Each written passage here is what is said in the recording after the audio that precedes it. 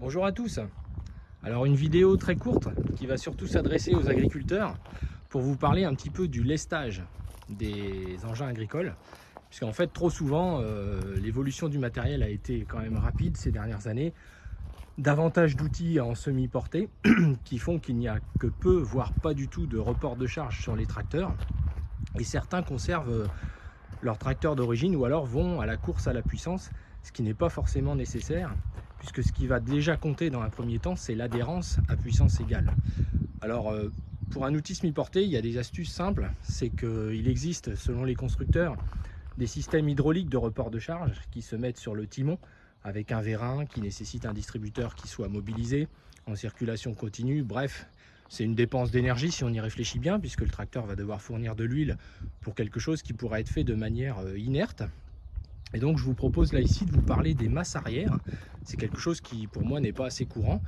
Ça fait une douzaine d'années qu'on est équipé comme ça. En fait, ça permet quoi? Ça permet déjà de conserver un tracteur de taille assez allégée, on va dire, de lui mettre éventuellement des masses dans les roues si c'est un tracteur qui ne fait que du travail, on va dire, de sol, hein, de profondeur ou même superficiel, mais avec des possibilités d'avoir des pneus à réserve importante pour pouvoir en diminuer au maximum les pressions. Donc finalement, l'impact sur le sol est relativement réduit par rapport à ce qui se passait par le passé.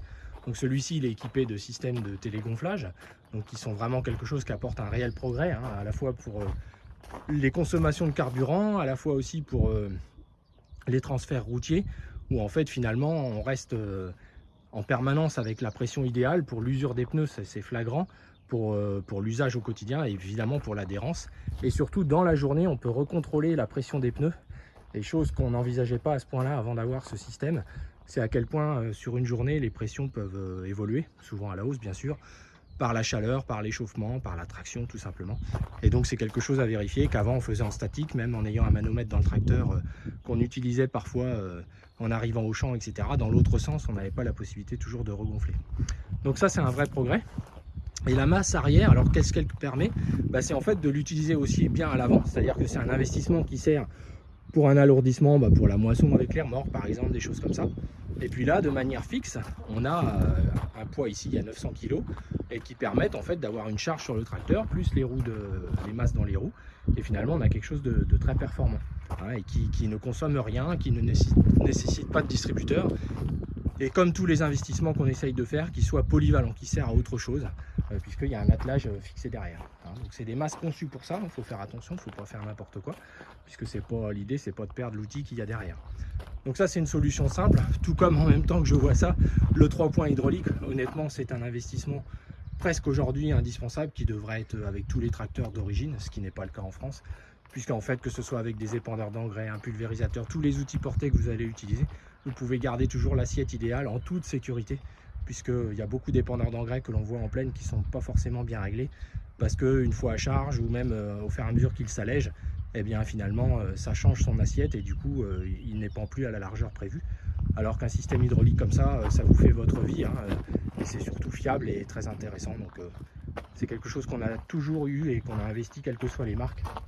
Ensuite les masses avant, alors là c'est pareil, hein, les masses avant, il y en a autant que de travaux à faire. Il faut vraiment, nous ici on en a plusieurs, avec l'objectif de ne pas transporter de la masse pour rien, mais de bien penser qu'avec des outils comme on a en semi-porté aujourd'hui, voilà, et avec les vitesses de travail, etc., si on veut garder des gabarits de tracteur cohérents, il est clair qu'alourdir le tracteur avant ou à l'arrière, c'est très important et c'est sous-estimé. Hein. Moi, le premier, j'étais vraiment très réticent, étant technique de conservation depuis longtemps. Le poids des tracteurs, les pneus, on investissait beaucoup dans tout ça, mais pas forcément dans l'adhérence pure et dure. Et dès qu'il y a un petit peu de relief, on se rend compte que de 1400 kg, de passer à la masse qu'il y a là-bas, qui est démontable, qui est à 2500 kg, c'est vrai que c'est quelque chose que j'aurais jamais envisagé. Et ça a métamorphosé le tracteur, là, il y a une douzaine d'années. On s'aperçoit que dans des endroits où il y a du relief ou des silex, des choses comme ça, on voit qu'à l'usure des pneus, on a pu justement la dégradation des pneus qu'on avait avant, parce que quelque part, on manquait tout simplement d'adhérence. Et c'est des choses pourtant qu'on a appris à l'école, où finalement le pouvoir de traction d'un véhicule ne dépend pas uniquement de sa puissance, mais bien de sa masse. Hein, il ne peut tirer finalement que l'équivalent de sa masse, hein, il ne peut pas tirer plus. Donc il faut être capable finalement de, je parle quand c'est planté en terre bien sûr, Donc évidemment, il faut être capable d'avoir un tracteur suffisamment lourd et que l'on compense par des pneus finalement adaptés comme on a aujourd'hui et qui réellement apportent un plus. Alors voilà, c'était juste une petite parenthèse toute simple sur des sujets qu'on pourrait développer à l'infini, hein, parce que c'est quand même très intéressant et ça peut changer la vie de beaucoup d'agriculteurs. Voilà, donc il ne suffit pas d'avoir des gros tracteurs si on n'a pas un lestage qui correspond aux travaux que l'on a à faire.